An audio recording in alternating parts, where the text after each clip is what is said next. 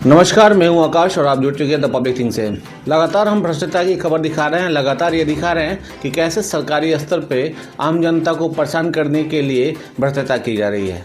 जो पैसे में दबंग है, जो अपने व्यक्तिगत रूप से दबंग है, उसके काम तो आसानी से हो जाते हैं, लेकिन आम जनता परेशान रहती है। इन दिनों भूमि के परिमार्जन को लेकर लगातार कई विवाद सामने आ रहे हैं और ऐसे में सीवान के जीरादेई अंचल कार्यालय के जो सीईओ हैं वो काफ़ी चर्चा में बने हुए हैं। लगातार उन पे ये आरोप लग रहे हैं कि वो पैसा लेकर गलत काम कर रहे हैं।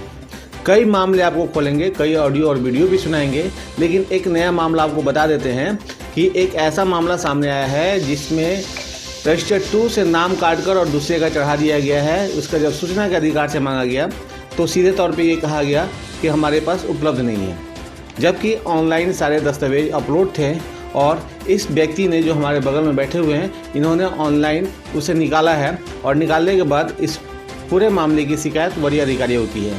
फिलहाल वरीय अधिकारी इस पर कितना संज्ञान लेते हैं ये तो कहने वाली बात होगी। पूरा मामला क्या है ये सीधे तौर पे इनसे जानते हैं कि क्या है पूरा मामला। सर, मेरा मामला ये है कि जब मेरे फैमिली जैसे हमारे दादाजी यहाँ पे रहते थे, काम उम करते थे खेती बाड़ी, तो उनके डेथ हो जाने के बाद 2004 में डेथ हो गया था। हम लोग पढ़ते थे, हमारे फादर एक्चुअली वहाँ पे काम करते थे, बिजनेस करते थे कलकत्ता में। तो वहीं पे उसके बाद से हम आए तो हमारे ज़मीन पे गए तो दूसरे हमारे गांव के एक मनन यादव हैं, स्वर्गीय इंद्रासन यादव के लड़के, वो हमारे ज़मीन पे कब्जा कर लिए हैं लाठी के बल पे ज़बरदस्ती। और फिर हम गए सीईओ के पास तो सीईओ हमको भगा दे रहे हैं, बहुत मैंने अभद्र बातें करके भगा कर गया, नहीं तुम्हारा कुछ नहीं है, ठीक है जाओ, तुम्हारा ये ज़मीन नहीं है। फिर कुछ भी हमको रिपोर्ट नहीं दे तो हम एडीएम सर के पास गए, एडीएम सर के पास दिए, जिसका ये हम दिए हैं कागज़ ऑनलाइन, ये एप्लीकेशन लेके दिए, ये 2023 में दिए थे, अभी तक उस पर कोई कार्रवाई नहीं है।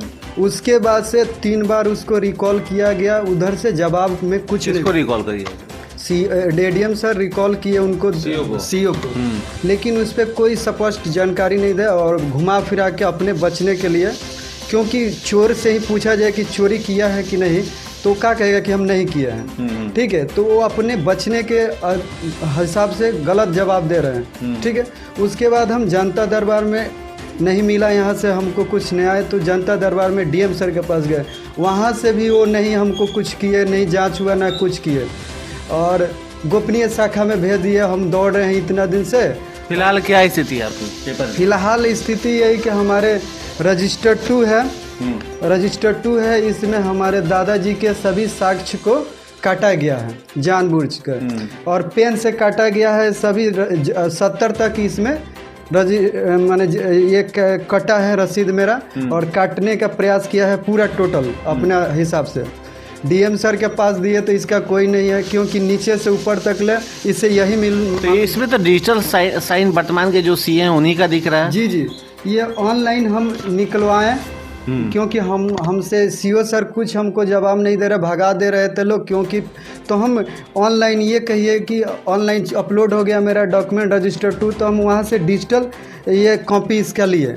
उसके बाद से हम डीएम ऑफिस के पास गए तो अभी तक इस पर कोई सुनवाई नहीं हो रहा है। देखिए, ये बड़ा मुद्दा है कि डिजिटल कार्यालय ये कॉपी उपलब्ध है और इस पे क्रॉस कर दिया गया है जिस व्यक्ति का नाम है। इस नाम को देखिए भद्दे तरीके से आपको दिखाना चाहते हैं, भद्दे तरीके से वो काटा गया है और इसकी जगह पर दूसरे व्यक्ति का नाम चढ़ा दिया गया। हालांकि पहले जब ये गए तो उन्हें बलगलाने के लिए ये दिखाया गया कि जो मनन यादव हैं उनके नाम पर 00 कर दिया गया है, और उसके 10 दिन बाद ही इसको फिर से रजिस्टर चढ़ा दिया जा रहा है, रजिस्टर 2 में चढ़ा दिया जा रहा है।